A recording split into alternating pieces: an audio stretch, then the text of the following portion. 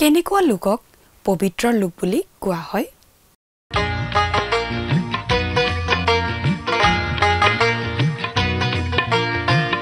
আজিৰে পবিত্ৰ ক্ষণতে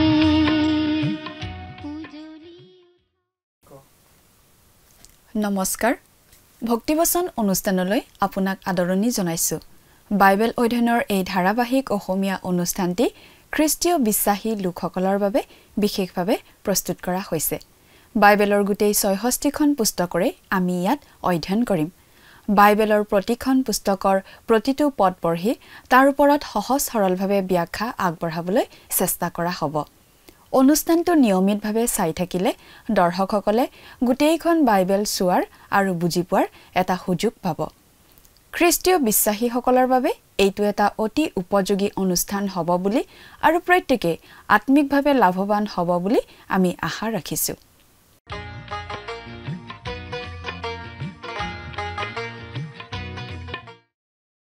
প্ৰিয় দৰ্শক, আমাৰ আগৰটো অনুষ্ঠান যদি আপুনি চাইছিল তেনেহ'লে আপোনাৰ নিশ্চয় মনত আছে যে আমি আগৰ অনুষ্ঠানত বাইবেলৰ এখন পুস্তকৰ অধ্যয়নৰ সামৰণি মাৰিছিলোঁ।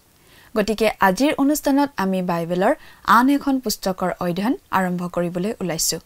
পুস্তকখন হৈছে বাইবেলৰ নতুন নিয়ম খণ্ডৰ কলচীয়াবিলাকৰ প্ৰতিপত্ৰ নামৰ পুস্তকখন। আজিৰ অনুষ্ঠানত আমি এই কলচীয়া পুস্তকখনৰ ১ নম্বৰ অধ্যায়ৰ ১ আৰু ২ নম্বৰ পদৰ ভিত্তিত আগবঢ়োৱা আলোচনা শুনিবলৈ পাম। এই কলচীয়া পত্ৰখনৰ লেখক হৈছে পাচনি পৌল। পত্ৰখনৰ প্ৰথম পদতেই এই কথা উল্লেখ কৰা হৈছে। কলচীয়াবিলাকলৈ লিখা পত্ৰখন কাৰাগাৰৰ পৰা লিখা পত্ৰসমূহৰ ভিতৰত অন্যতম। পাচনি পৌলে ৰোমত কাৰাগাৰত থকাৰ সময়ত এই পত্ৰসমূহ লিখিছিল। কাৰাগাৰৰ পৰা লিখা পত্ৰসমূহ হৈছে ইফিচিয়া, ফিলিপিয়া, কলচীয়া আৰু ফিলিমনলৈ লিখা অতি ব্যক্তিগত পত্ৰখন। বছৰটো আছিল প্ৰায় ৬২ চন। ৪জন বাৰ্তাবাহকে একোখনকৈ অতি মূল্যৱান নথি কঢ়িয়াই লৈ গৈছিল। তুৰ্কীকে ইফিচিয়াবিলাকলৈ লিখা পত্ৰখন ইফিচলৈ লৈছিল। তেওঁ সেই মণ্ডলীৰ পালক বা নেতা আছিল। ইপাফ্ৰডিত ফিলিপিয়াসকলৰ পালক আছিল আৰু তেওঁ ফিলিপিয়াসকললৈ পত্ৰখন কঢ়িয়াই নিছিল। ইপাফ্ৰাই কলচীয়াসকললৈ লিখা পত্ৰখন কঢ়িয়াই নিছিল। খুব সম্ভৱ তেওঁ কলচীৰ মণ্ডলীৰ নেতা আছিল। উনিচিমে ফিলিমনলৈ লিখা পত্ৰখন কঢ়িয়াই নিছিল। ফিলিমন তেওঁৰ গৰাকী আছিল আৰু আগতে তেওঁৰ পৰা পলাই যোৱা উনিচিম তেওঁৰ ওচৰলৈ উভতি আহিছিল। এই ৪খন পত্ৰক একেলগে চাব পাৰি আৰু এই কেইখনক একেলগে খ্ৰীষ্টীয় বিশ্বাসটোৰ বা মণ্ডলীৰ শৰীৰ বিজ্ঞান বুলি কোৱা হৈছে। এই পত্ৰসমূহৰ বিষয়বস্তুৱে খ্ৰীষ্টীয় বিশ্বাসৰ সকলো দিশ সামৰি লৈছে।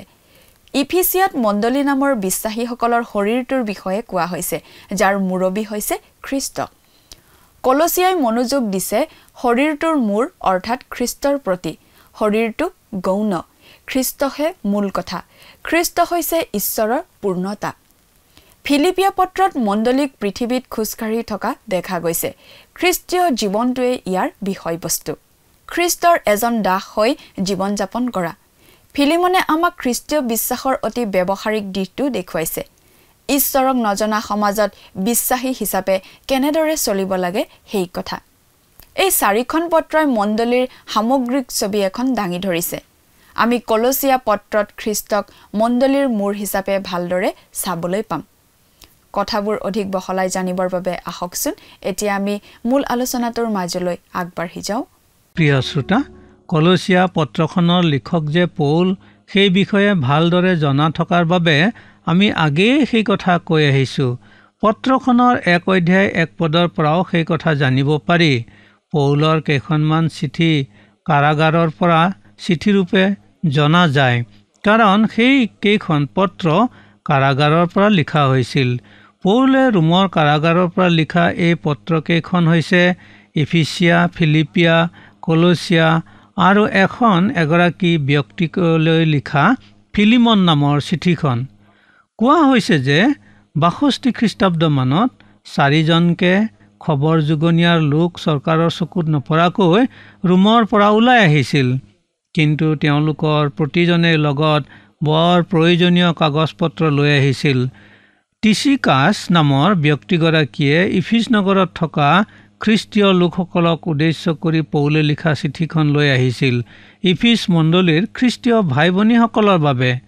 টিচিকাছ ইফিছ মণ্ডলীৰ পালক আছিল হয়তো, নাইবা অন্তত সেইখন মণ্ডলীৰ তেওঁ এগৰাকী নেতা আছিল। ইফাফ্ৰডিটাছ ফিলিপিয়া মণ্ডলীৰ পালক আছিল। সেই দেখি তেওঁ সেই মণ্ডলীৰ চিঠিখন নিজেই ৰোমৰ পৰা ফিলিপিয়া মণ্ডলীৰ বিশ্বাসকাৰীসকলৰ বাবে লৈ আহিছিল। ইপাফ্ৰাই আনিছিল এই কলচীয়া পত্ৰখন, যিখন আমি আজিৰে পৰা অধ্যয়ন কৰিবলৈ মানস কৰিছোঁ। তেওঁ নিশ্চয় কলচীয়া মণ্ডলীৰ এগৰাকী নেতা আছিল। অনিচিমাছে ফিলিমনৰ চিঠিখন লৈ আহিছিল। ফিলিমন অনিচিমাছৰ মহাজন আছিল। অনিচিমাছে তেওঁৰ মহাজন ফিলিমনৰ ওচৰৰ পৰা পলাই গৈছিল, কিন্তু পৌলে তেওঁৰ মহাজনলৈ লিখা পত্ৰখন লৈ আকৌ তেওঁ নিজৰ মহাজনৰ ওচৰলৈ ঘূৰি আহিছিল। এই 4খন চিঠিক একেলগে মণ্ডলী অধ্যয়নৰ চিঠি বোলা হয়। আমি চিঠি 4খন অধ্যয়ন কৰি দেখা পাওঁ যে এইবোৰত উল্লেখ থকা বিষয়সমূহে মণ্ডলীৰ প্ৰয়োজনীয় সকলো দিশ সামৰি লৈছে। 1. ইফিচিয়া পত্ৰই বিশ্বাসকাৰীসকলৰ যিটো অনুষ্ঠান বা সমাজ বা গোট, সেই মণ্ডলীৰ বিষয়ে কৈছে। খ্ৰীষ্টই এই মণ্ডলীখনৰ মুৰব্বী। 2. কলচীয়া পত্ৰখনে বিশেষভাৱে মণ্ডলীৰ মূৰ খ্ৰীষ্টৰ বিষয়ে কয়। শৰীৰটো অৰ্থাৎ বিশ্বাসকাৰীসকলৰ সমষ্টি, গোট বা সমাজটো গৌণ কথা, মূৰটোহে মুখ্য কথা। কলচীয়াত জোৰ আৰোপ কৰি কোৱা হৈছে যে খ্ৰীষ্টই ঈশ্বৰৰ সম্পূৰ্ণতা, যাক গ্ৰীকত প্লেৰমা বোলা হৈছে। 3. ফিলিপিয়া পত্ৰখনে কয় যে মণ্ডলীখন জগতখনত আছে। খ্ৰীষ্টীয় জীৱন ধাৰণটোৱেই এই পত্ৰখনৰ বিষয়বস্তু। মণ্ডলী জীৱনত খ্ৰীষ্টীয় আচৰণটোৱেই ঘাই বিষয়, আৰু খ্ৰীষ্ট হ'ল এই খ্ৰীষ্টীয় জীৱন আচৰণৰ কেন্দ্ৰবিন্দু। ফিলিপিয়া পত্ৰই খ্ৰীষ্টই নিজকে শূন্য কৰি দাসৰ ৰূপ লোৱা কথাটোত জোৰ আৰোপ কৰিছে, গ্ৰীকত যাক কেনচিছ বোলা হৈছে। 4.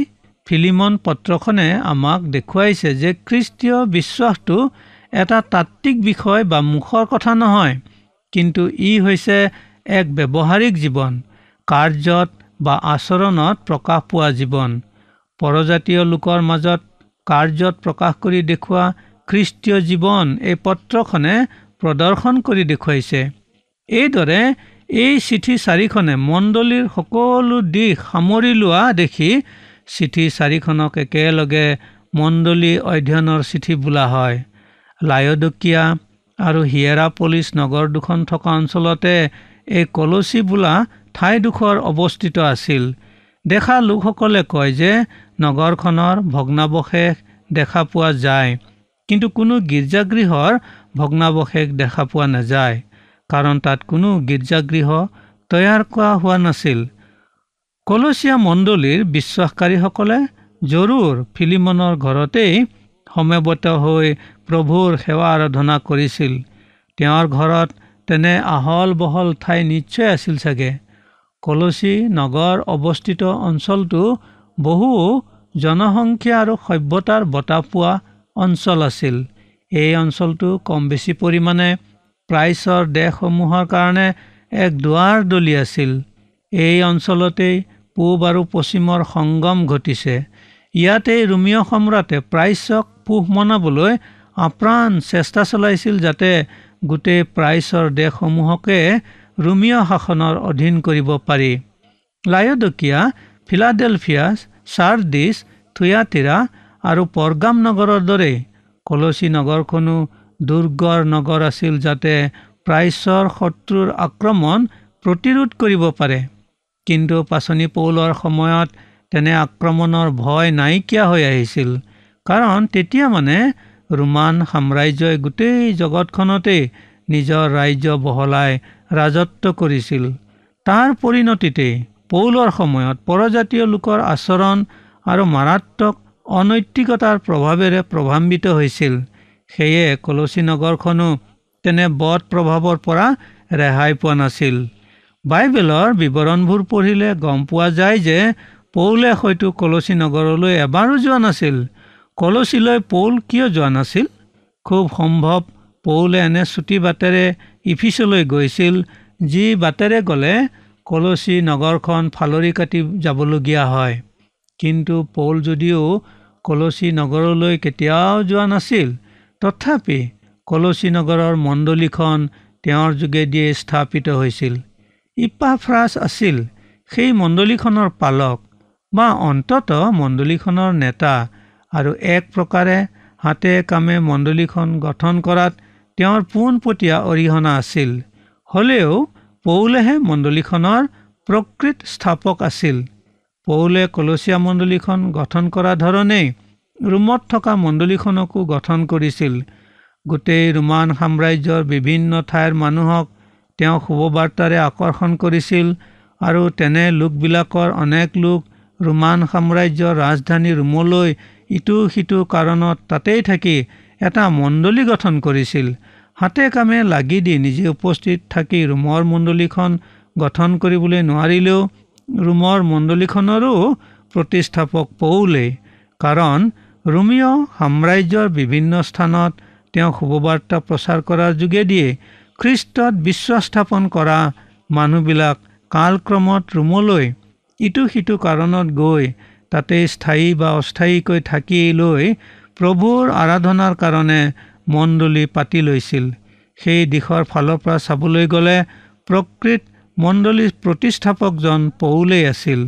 ইয়াৰ পৰা এটা স্পষ্ট আভাস পাব পাৰি কিমান বিস্তাৰিতভাৱে পৌলে শুভবাৰ্তা প্ৰচাৰ কৰিছিল আৰু কিমান হেৰুৱা আত্মা তেওঁৰ শুভবাৰ্তা প্ৰচাৰৰ যোগেদি প্ৰভু যীশু খ্ৰীষ্টৰ ওচৰলৈ আহি তেওঁৰ চৰণত শৰণ লৈছিল।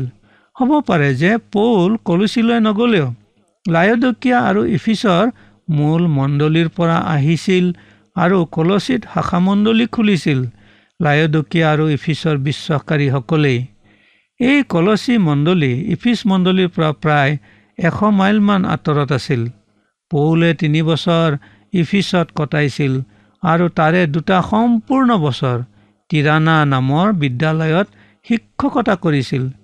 সেই অঞ্চলত তেতিয়া সমাজ সভ্যতাৰ প্ৰবল জাগৰণ হৈছিল আৰু ৰোমীয় কলাকৃষ্টিৰ কেন্দ্ৰস্থল হৈ পৰিছিল। কিন্তু আজি যিটো ভূখণ্ডক তুৰ্কিস্তান নামে জনা যায়, তেতিয়া সেই এছিয়া মাইনৰত গ্ৰীক কলাকৃষ্টিৰ প্ৰভাৱ আছিল বেছি। এই অঞ্চলতে পৌলে তেওঁৰ সহকৰ্মীসকলৰ সৈতে শুভবাৰ্তা বিস্তাৰ কৰাৰ অধিক কাম কৰিছিল।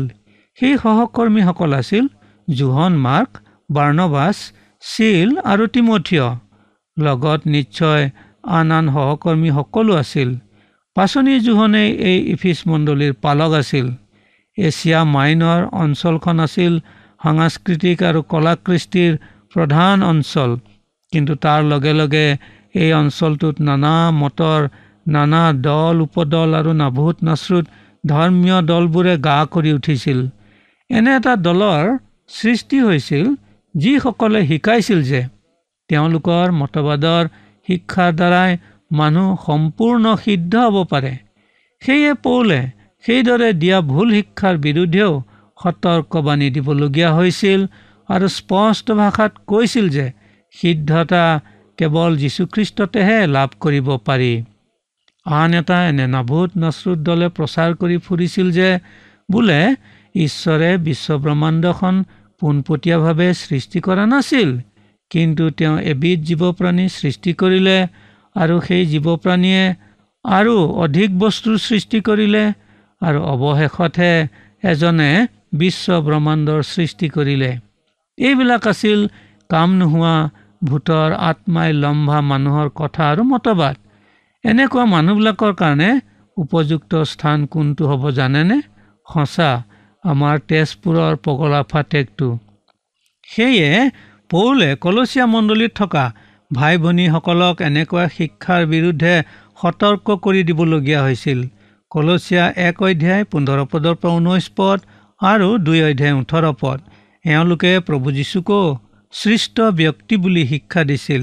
আন শ্ৰেণী আছিল যিসকলে দিয়া শিক্ষা জ্ঞানৰ শিক্ষা যেন দেখা গৈছিল, কিন্তু সেইবোৰেৰে মাংসৰ অভিলাষ দমন কৰিব পৰা নগৈছিল, আৰু সেয়ে সেই ভুৱা শিক্ষাৰ বিৰুদ্ধেও কলচীত থকা খ্ৰীষ্টীয় লোকসকলক সাৱধান কৰি দিবলগীয়া হৈছিল। কলচীয়া 2 অধ্যায় 16 পদ, 23 পদ আৰু 3 অধ্যায় 5 পদৰ পৰা 9 পদ। কলচী নগৰত থকা মণ্ডলীখনে যিটো আধ্যাত্মিক সমস্যাৰ সন্মুখীন হৈছিল সেইটো আছিল হয় এফালে নহয় আনফালে চৰম পন্থালৈ আঁতৰি গুচি যোৱা। মণ্ডলীয়ে অতিপাত নিয়ম নীতি, পৰম্পৰা আৰু আনুষ্ঠানিকতাত জোৰ আৰোপ কৰি মণ্ডলীৰ প্ৰকৃত আধ্যাত্মিক উন্নতিৰ কথাত অৱহেলা কৰাৰ নিচিনা বিপদ কলচীয়া মণ্ডলীৰ সন্মুখত যেনেকৈ উপস্থিত হৈছিল সেই ঠিক তেনেকৈ আনহাতে খ্ৰীষ্টীয় জীৱনৰ ব্যৱহাৰিক আচৰণৰ কথা জলাঞ্জলি দি গোটেই খ্ৰীষ্টীয় শিক্ষাটোকে দৰ্শনবাদৰ অথাই সাগৰত নিমজ্জিত হ'বলৈ এৰি দিয়াৰ বিপদো তেওঁলোকৰ দুৱাৰদলিত থিয় দিছিলহি। এফালে কেৱল আনুষ্ঠানিকতা গতানুগতিকতাৰে নিৰহ জীৱন প্ৰাণহীন খ্ৰীষ্টীয় বিশ্বাস, আনফালে আকৌ প্ৰকৃত ব্যৱহাৰিক খ্ৰীষ্টীয় আচৰণক একাতি কৰি থৈ খ্ৰীষ্টীয় জীৱনটোক পাৰ নথকা প্ৰশান্ত মহাসাগৰৰ সদৃশ বিশাল দৰ্শনবাদত হাবাডুবু কৰি মৃত্যুৰ মুখলৈ ঠেলি দিয়াৰ নিচিনা বিপদজনক সমস্যা কলচীয়া মণ্ডলীখনে সন্মুখীন হৈছিল। দুয়োটাই চৰম, দুয়োটাই ক্ষতিকাৰক। এটা হৈছে চেঁচা বৰফৰূপ আনুষ্ঠানিকতা আৰু গতানুগতিকতাত গোট মৰা বিপদ, আৰু আনটো হৈছে উতলি থকা উত্তপ্ত পানীৰ পৰা বাহিৰ হোৱা ভাৱস্বৰূপ উদাৰ পন্থা আৰু ভুৱা দাৰ্শনিক শিক্ষাত উৰি গৈ নাইকিয়া হোৱা বিপদ। কিন্তু প্ৰভু যীশুৱে কৈছিল যে জীৱনৰ জল, তেওঁ জীৱনৰ জল। তেওঁ জীৱনৰ বৰফো নাছিল, নাইবা জীৱনৰ উৰন্ত ভাপো নাছিল। জীৱনৰ জল মানে হৈছে গৌৰৱৰ আশা, যি খ্ৰীষ্ট, সেই খ্ৰীষ্টে আপোনাৰ জীৱনত থকা সেই আশা। কলচীয়া 1 অধ্যায় 27 পদ। খ্ৰীষ্টীয় বিশ্বাসত সদায়েই খ্ৰীষ্টৰ ক্ষেত্ৰত বঢ়োৱা নতুবা কমোৱাৰ খেলাখন চলাই থকা হৈছিল। এই ঘৃণনীয় খেলাটো মণ্ডলীৰ আওপুৰণি শত্ৰু, কিন্তু ই আজিও মণ্ডলীৰ শত্ৰু। এই শত্ৰুৰ বিৰোধিতা কৰি পৌলে কলচীয়া মণ্ডলীক জনাইছিল যে ঈশ্বৰৰ সম্পূৰ্ণতা হ'লে সদায় খ্ৰীষ্টতেই পোৱা যায়। কলচীয়া 2 অধ্যায় 9 পদ। আজি মণ্ডলীক যি লাগে সেয়া হৈছে খ্ৰীষ্ট। তেওঁতেই মণ্ডলীয়ে সম্পূৰ্ণতা লাভ কৰিব পাৰিব, আন ক'তো নোৱাৰে। আমি এতিয়া পুস্তকখনৰ 1 অধ্যায় 1 আৰু 2 পদ দুটাৰ পৰা অকণ আলোচনা কৰোঁ হওক। পদ দুটা পাঠ কৰিছোঁ শুনক। ঈশ্বৰৰ ইচ্ছাৰ দ্বাৰাই খ্ৰীষ্ট যীশুৰ নিযুক্ত পাচনি পৌল আৰু তিমথিয় ভাই, কলচীত থকা পবিত্ৰ আৰু খ্ৰীষ্টত বিশ্বাসী ভাইবিলাকৰ সমীপলৈ, আমাৰ পিতৃ ঈশ্বৰৰ পৰা তোমালোকলৈ অনুগ্ৰহ আৰু শান্তি হওক। পৌলে নিজকে যীশুখ্ৰীষ্টৰ নিযুক্ত পাচনি ৰূপে পৰিচয় দিছে, আৰু এই ক্ষেত্ৰত তেওঁ সদায় ৰাইজক জানিবলৈ দিয়ে যে সেয়া হৈছে ঈশ্বৰৰ ইচ্ছাৰ দ্বাৰাইহে। আন কথাত ঈশ্বৰে নিজে ইচ্ছা কৰিয়েই তেওঁক পাচনি নিযুক্ত কৰিছে। মই বিশ্বাস কৰোঁ যে খ্ৰীষ্ট আৰু খ্ৰীষ্টৰ শৰীৰ মণ্ডলীৰ পৰিচৰ্যা কাম কৰিবলৈ ঈশ্বৰে প্ৰত্যেক শ্ৰোতাকে আমন্ত্ৰণ কৰে, কিন্তু তেওঁ আমন্ত্ৰণ কৰে তেওঁৰ ইচ্ছাৰ দৰে। তেওঁ যাক যি কৰিবলৈ দিয়ে সেইজনে তাকে কৰিব লাগে। আপোনালোকৰ এই অযোগ্য দাসক প্ৰভুৱে যেতিয়া আমন্ত্ৰণ কৰিলে তেতিয়া তেওঁৰ শুভবাৰ্তা ঘোষক ৰূপেহে আমন্ত্ৰণ কৰিলে। তেওঁৰ ইচ্ছাৰ বাহিৰত যদি মই কিবা কৰিবলৈ যাওঁ সেয়া মোৰ ইচ্ছাৰ দৰে কৰিম, নাইবা মোৰ সভা, মোৰ সংগঠন বা মোৰ গুৰুৰ আদেশৰ দৰে কৰিম। আজি বহুতৰ ক্ষেত্ৰততো সেইটোৱেই হৈছে। কোনো আছে তেওঁলোকে আজি যিটো কাম কৰিব নালাগিছিল তাকেই কৰি আছে নিজৰ ইচ্ছাৰে। কোনো অবিবেচক ৰূপে সংগঠন বা সন্থাসমূহে নকৰিবলগীয়া কামটোকে কৰিবলৈ বাধ্য কৰোৱাইছে। প্ৰিয় শ্ৰোতা, আমি সকলোৱে মনত ৰখা উচিত যে পবিত্ৰ আত্মাই আমাক দান কৰা আমাৰ বৰবোৰ বেলেগ বেলেগ। সেই বৰবোৰ ব্যৱহাৰ কৰি ঈশ্বৰৰ ইচ্ছাৰ দৰে আমি প্ৰত্যেক বিশ্বাসকাৰীয়ে মণ্ডলীৰ এটা নহয় এটা কাম কৰিব পাৰোঁ। মণ্ডলীৰ পবিত্ৰ আৰু খ্ৰীষ্টত বিশ্বাসী ভাইবিলাকৰ সমীপলৈ বুলি কৈ পৌলে দুটা দলৰ মানুহৰ কথা ইয়াত কোৱা নাই। পবিত্ৰ বা সাধু বা সন্তসকল আৰু খ্ৰীষ্টত বিশ্বাসী ভাইসকল সকলোৱেই একেই। ইয়াত আৰু এটা কথা বৰ মন কৰিবলগীয়া, আৰু সেইটো হৈছে চকুত নপৰা কিন্তু বৰ গভীৰ আৰু প্ৰয়োজনীয় কথা। ইয়াত কোৱা হৈছে খ্ৰীষ্টত। খ্ৰীষ্টত থকা খ্ৰীষ্টীয় বিশ্বাসকাৰীসকল বৰ বেলেগ খ্ৰীষ্টিয়ান। আপুনি কোনখন সম্প্ৰদায়ৰ বা কোনখন মণ্ডলীৰ সেইটো ঘাই কথা নহয়, কিন্তু আপুনি যে খ্ৰীষ্টত থকা খ্ৰীষ্টীয় লোক সেইটোহে আচল কথা। তাৰ পাছত কোৱা হৈছে আমাৰ পিতৃ ঈশ্বৰৰ পৰা তোমালোকলৈ অনুগ্ৰহ আৰু শান্তি হওক।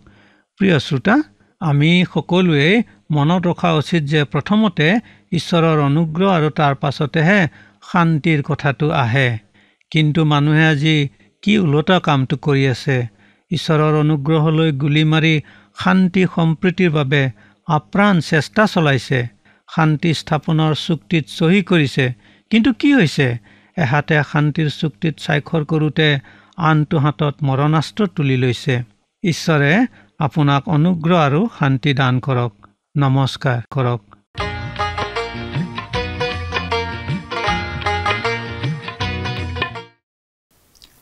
কলচিয়াত থকা পবিত্ৰ আৰু খ্ৰীষ্টত বিশ্বাসী ভাইবিলাকৰ সমীপলৈ এই বুলি লিখোঁতে পাচনি পৌলে দুটা গোটৰ মানুহলৈ লিখা নাছিল বা তেওঁ দুটা গোটৰ কথা কোৱা নাই।